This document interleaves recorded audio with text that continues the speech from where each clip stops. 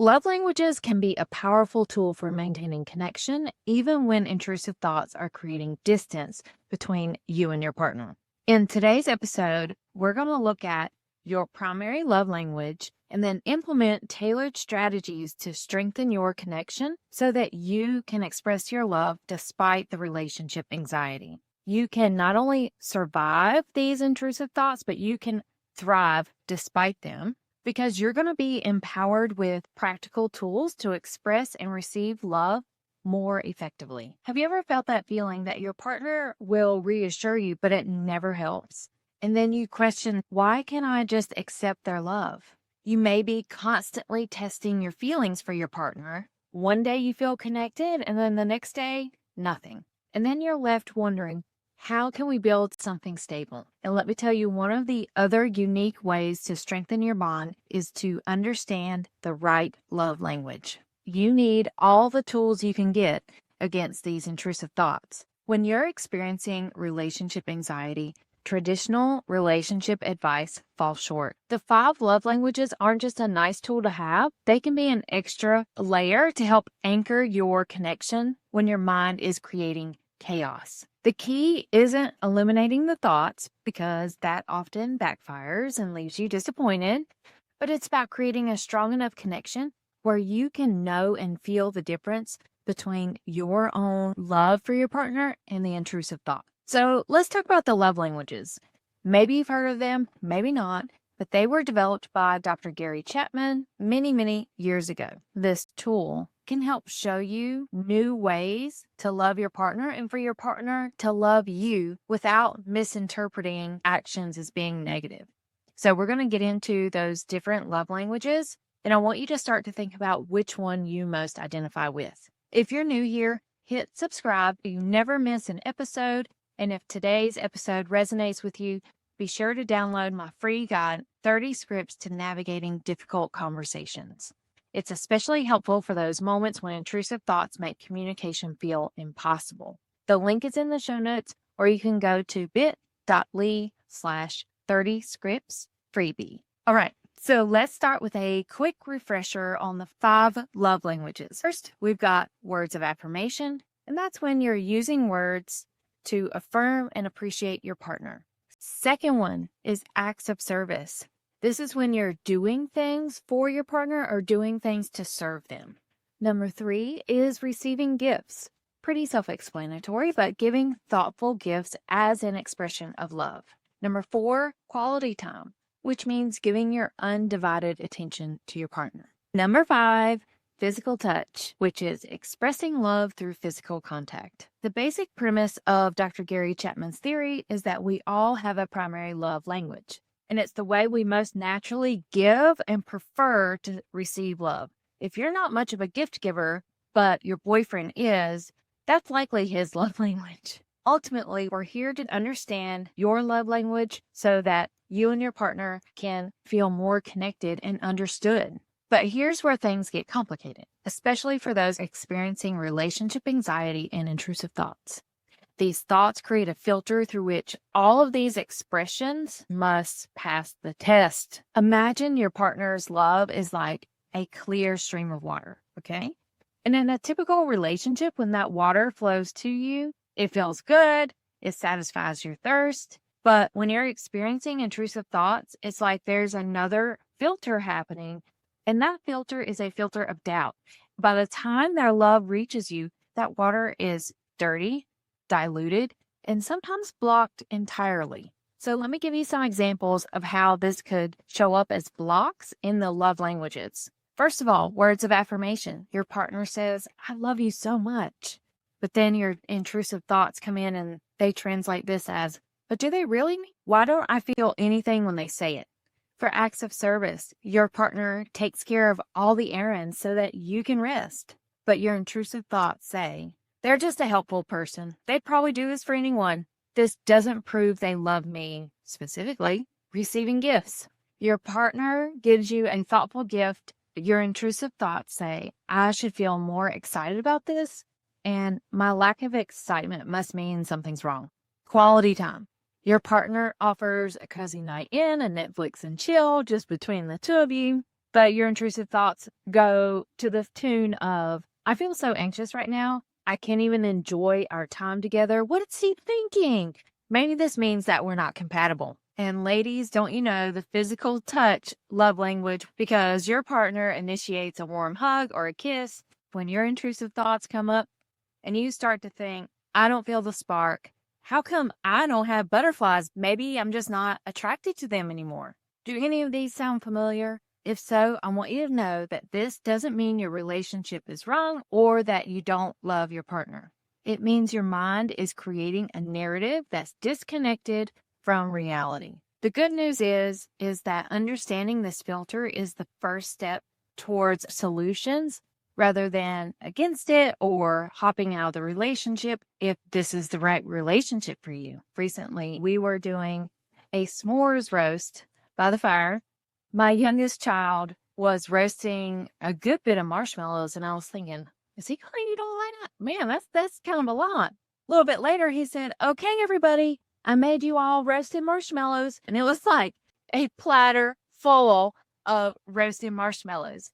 Now, while he was doing acts of service, which is his primary expression of love languages, that didn't quite meet the needs of his audience, right? Because as a family, we are roasting marshmallows for the experience and for the quality time. We weren't looking for acts of service. So while it was a great gesture, it didn't quite land the way he intended to. And that's what we're going to get into with these strategies, is how can we upgrade these love language expressions so that it lands better if you are struggling with relationship anxiety or relationship OCD. Okay, so starting off the words of affirmation, when there are vague statements of I love you or you're amazing, I want you to lean into those moments and think about why they may have said that. Don't think about yourself and your shortcomings.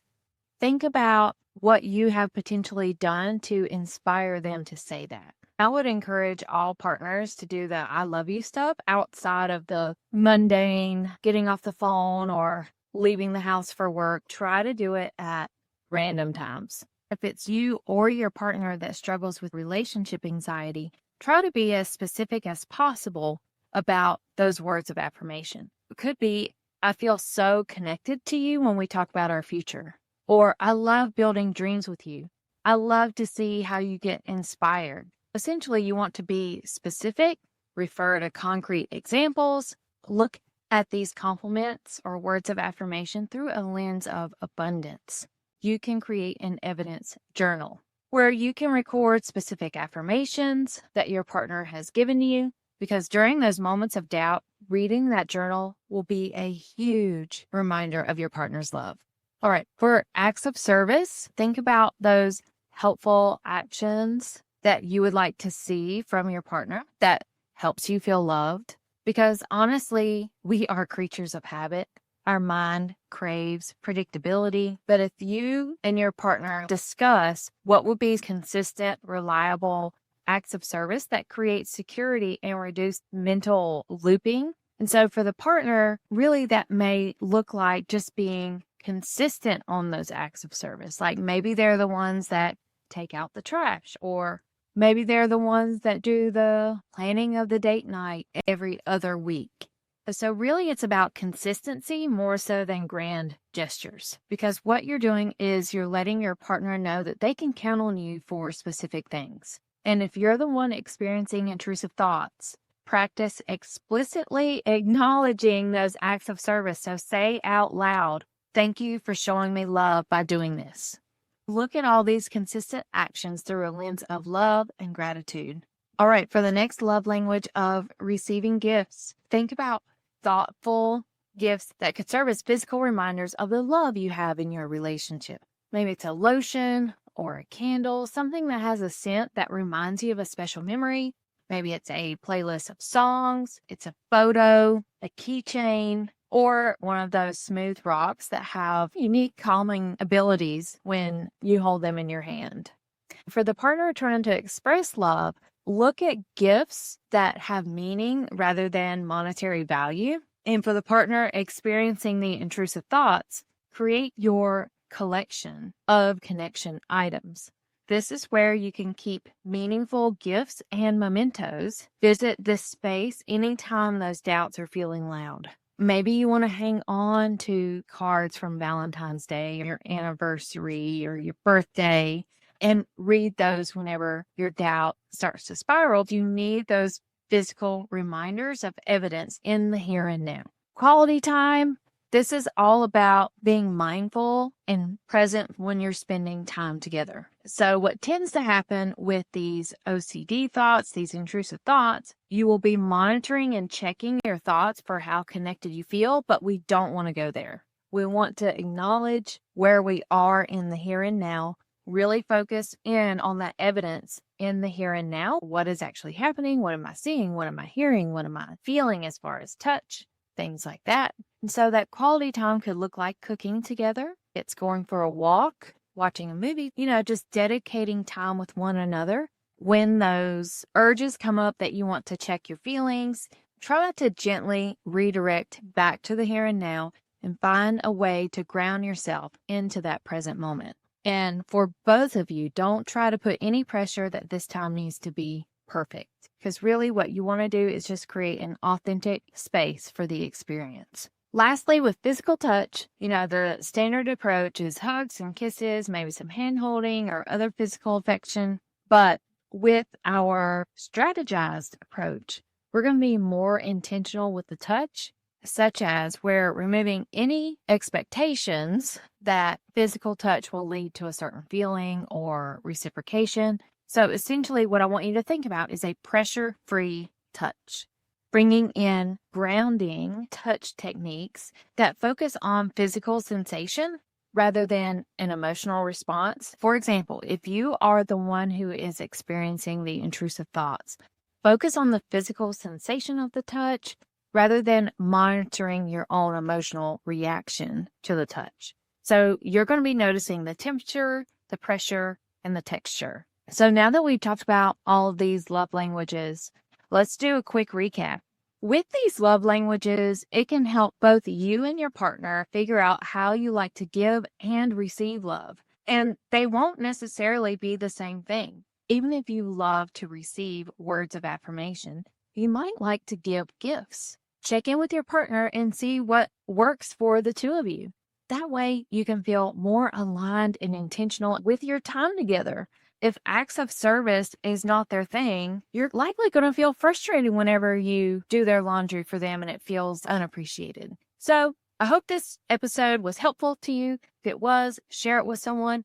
Remember to grab that 30 scripts for navigating difficult conversations. If you need some help in getting started and feeling calm and confident in your relationship, and come back next week where we're going to be talking about how to stop over apologizing. Until then, stay blessed by the best.